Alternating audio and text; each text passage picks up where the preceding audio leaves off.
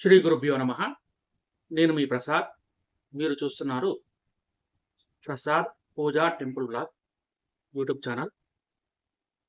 అంటే మామూలుగా నాకు గతంలో ప్రసాద్ వెల్పుచి బ్లాగ్ అనే ఛానల్ ఉండేది. దాంట్లోనే టెంపుల్లో జరిగే పూజలు కానీ, లేకపోతే ఇంకా ఏమైనా ఇతర ఆధ్యాత్మికమైన బ్లాగ్స్ అన్ని కూడా దాంట్లో చేసేవాడిని అనమాట. అయితే ఆ ఛానల్ కూడా టెర్మినేట్ కావడం వల్ల ఇది చేసేది లేక కేవలం మామూలుగా వెలుపూచి ప్రసాద్ బ్లాగ్స్ అని దాంట్లో కేవలం ఏమైనా అన్బాక్సింగ్స్ ఏమైనా ఉంటే దాంట్లో పెడుతూ, ఇక ఏదైనా ఆధ్యాత్మికమైన విషయాలు మాట్లాడటానికి మామూలుగా ఈ ప్రసాద్ పూజ టెంపుల్ బ్లాగ్ అనే ఛానల్ని క్రియేట్ చేశానమాట. దానికి ఇది ఫస్ట్ వీడియో. అయితే ప్రసాద్ ఆస్ట్రాలజీ అని కేవలం ఆస్ట్రాలజీకి సంబంధించినటువంటి విషయాలు మాత్రమే దాంట్లో వస్తాయి. దాని తర్వాత ఈ ప్రసాద్ పూజ టెంపుల్ బ్లాగ్లో మామూలుగా ఇతర ఆధ్యాత్మికమైన వీడియోలు, అంటే నేను దేవాలయంలో ఏమైనా వీడియోలు చేస్తే ఆ వీడియోలు కానీ, లేకపోతే ఇతరత్ర వీడియోలు కానీ ఇవన్నీ కూడా దీంట్లో వస్తాయన్నమాట. తర్వాత వెలుకూచి ప్రసాద్ బ్లాగ్స్లో ఏమైనా అన్బాక్సింగ్స్ ఉంటే దాంట్లో ఉంటాయన్నమాట. అంటే మొత్తం 3 ఛానల్స్ ఉంటాయన్నమాట.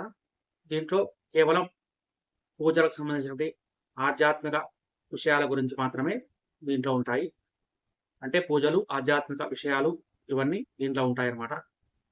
కాబట్టి ఈ ఛానల్ని ఎవరైనా, ఇటువంటి ఛానల్ ఎవరైనా చూసే వాళ్ళు ఉంటే వాళ్ళు దీన్ని సబ్స్క్రైబ్ చేసుకోండి. అలాగే దీంట్లో ఉండే వీడియోలు కనుక నచ్చితే లైక్ చేయండి. ఇక వీడియోలోకి వెళ్దాము. మన ఈ ఛానల్లో మొట్టమొదటి వీడియోగా ఆ వినాయకుడికి సంబంధించినటువంటి వీడియోనే మనం ఇప్పుడు చూద్దాము. ఇక ఈ వీడియోలో మనం పసుపు విఘ్నేశ్వరుడిని ఎంత ప్రమాణంలో చేయాలి అని అప్పుడప్పుడు కొంతమంది నన్ను అడుగుతుంటారన్నమాట. దానికి శాస్త్ర ప్రకారంగా ఏ విధంగా చెప్పారు అనేది మనం ఈ వీడియోలో చూద్దాం. అయితే దానికంటే ముందుగా అసలు గణపతి పూజ చేసేటప్పుడు, అంటే మనం ఏ కార్యక్రమం చేసినా కూడా గణపతి పూజ చేస్తాము. మరి ఆ గణపతి పూజ చేసేటప్పుడు కేవలం పసుపుతోనే ఎందుకు విఘ్నేశ్వరుణ్ణి పూజించాలి? ఎందుకంటే మన ఇంట్లో ఇత్తడి విగ్రహాలు ఉంటాయి, లేదా కొంతమంది ఇంట్లో వెండి విగ్రహాలు, బంగారు విగ్రహాలు, లేదా మట్టి విగ్రహాలు కూడా కొంతమంది పెట్టుకుంటారు కదా. మరి కేవలం అంటే పంచలోహ విగ్రహాలతో పాటు, అంటే అటు పంచలోహ విగ్రహాలు, లేదా ఇత్తడి, వెండి, బంగారము, అలాగే మట్టి విగ్రహాలు కూడా ఉంటాయి. అంటే ఇంట్లో ప్రతి ఒక్కరి ఇంట్లో ఈ విగ్రహాలు, ఏదో ఒక విగ్రహం ఉంటుందన్నమాట. కాకపోతే మనము ఏదైనా ఒక కొత్త పని మొదలుపెట్టేటప్పుడు, అంటే గృహప్రవేశం కానీ, వివాహం కానీ, లేకపోతే ఇంట్లో ఏదైనా కార్యక్రమం చేసినా కూడా విఘ్నేశ్వర పూజ చేస్తాము. ఆ విఘ్నేశ్వర పూజలో పసుపు విగ్రహాన్ని, అంటే పసుపుతో చేసినటువంటి గణపతిని మొట్టమొదలు మనం పూజిస్తాము.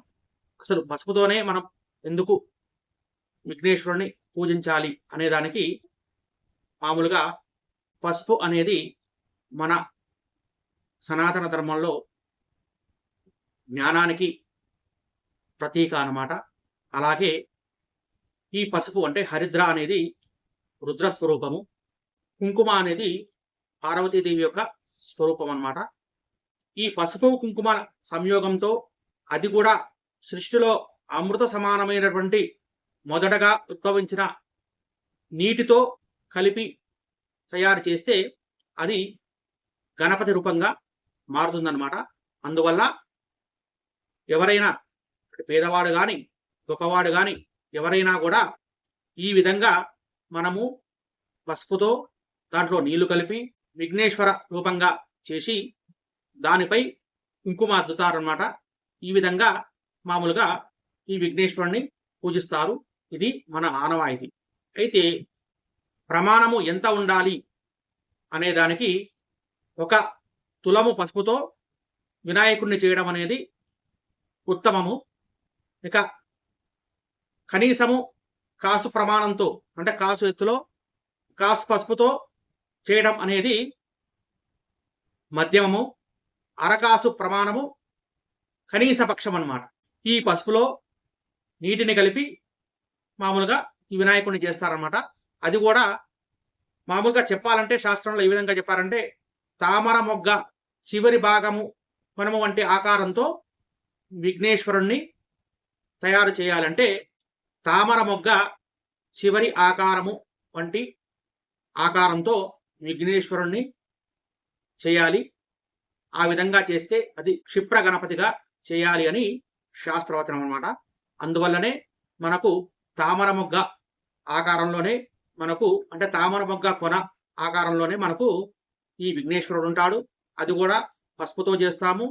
ఆ పసుపు పైన కుంకుమ అద్దుతాము. దాంట్లో నీళ్లు కలుపుతామన్నమాట. అంటే ఈ పసుపు అనేది ఈశ్వర స్వరూపము, కుంకుమ అమ్మవారి స్వరూపము, అలాగే సృష్టిలో మొదలు ఉద్భవించిన జలము దీనికి ఆధారం అన్నమాట. ఈ 3 కలిస్తేనే మనకు ఈ విఘ్నేశ్వర స్వరూపం అవుతుంది కాబట్టి మనము ఈ పసుపుతో వినాయకుడిని తయారు చేసి పూజిస్తాము.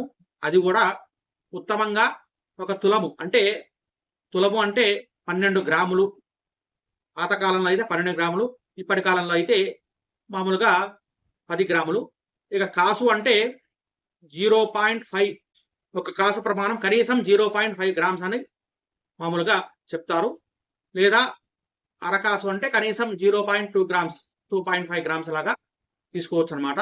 ఈ విధంగా 10 గ్రాముల పసుపుతో ఈ వినాయకుడిని పూజించాలి అని శాస్త్ర ప్రమాణం అనమాట.